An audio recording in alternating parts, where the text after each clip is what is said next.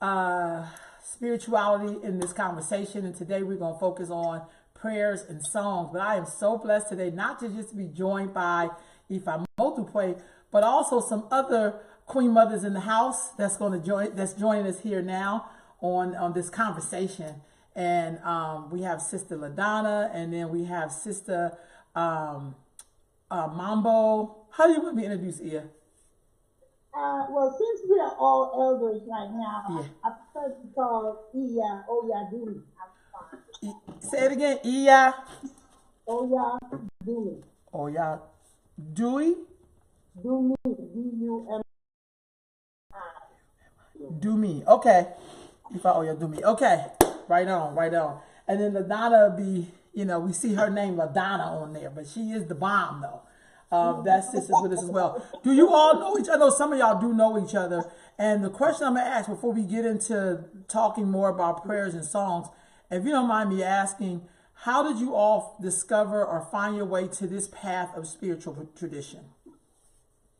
Anybody can start. Well, it's been actually, finding this path, let me tell you, has allowed me to be obedient and humble. When you have a gift, and we all do, when we have a gift, or we were brought up with a gift, or born with a gift, we try to find people that can help us spiritually grow. So after a while is where I met throughout the years my Baba, who is also my husband, helped guide me into the right path. Now back then I didn't know anything about sitting on a mat or anything like that until I came with him.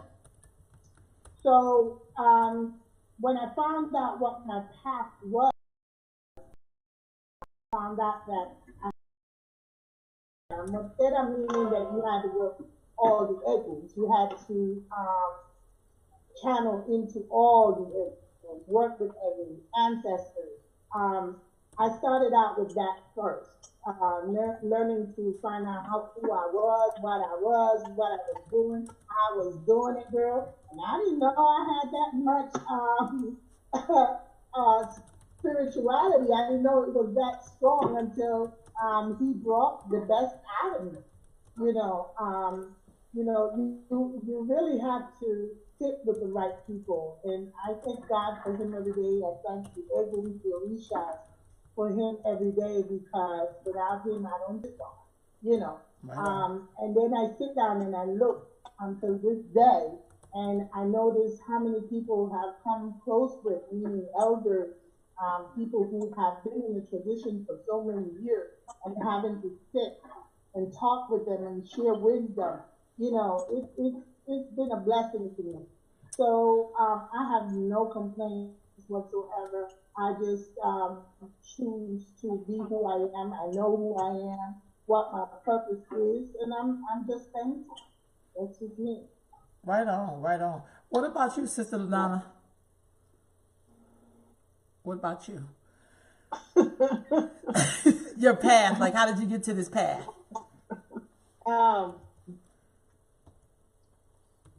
Oh my goodness, I'm trying to think of how to tell it in a short version. Okay.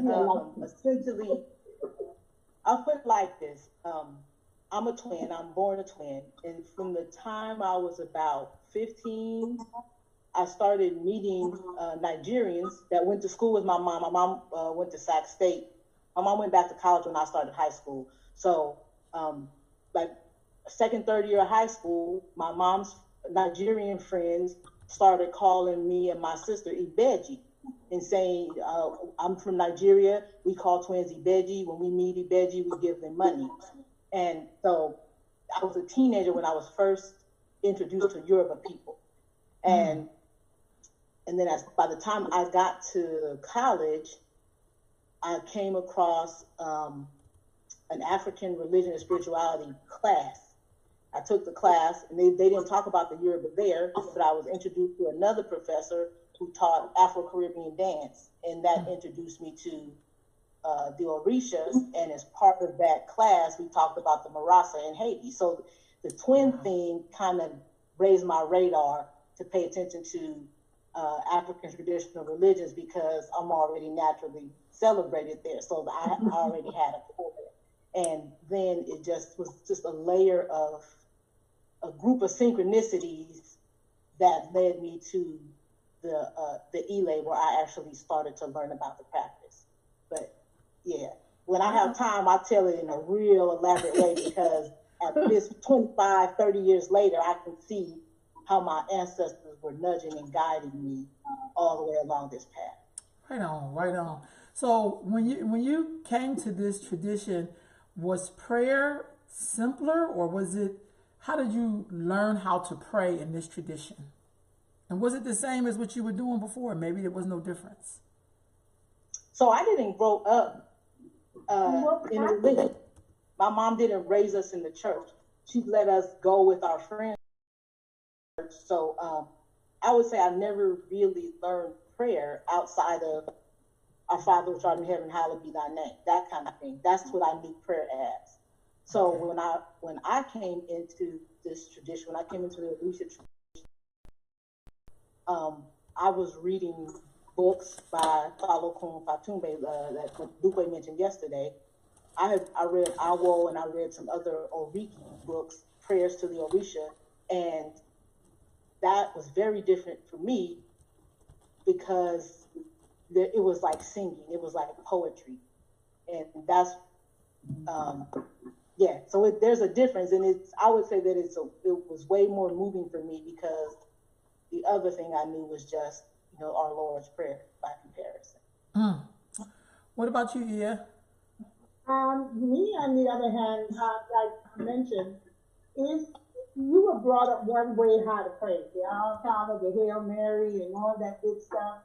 But I always say, even when we started learning how to read the Majuba and in the African language, all the prayers, I go, hold up,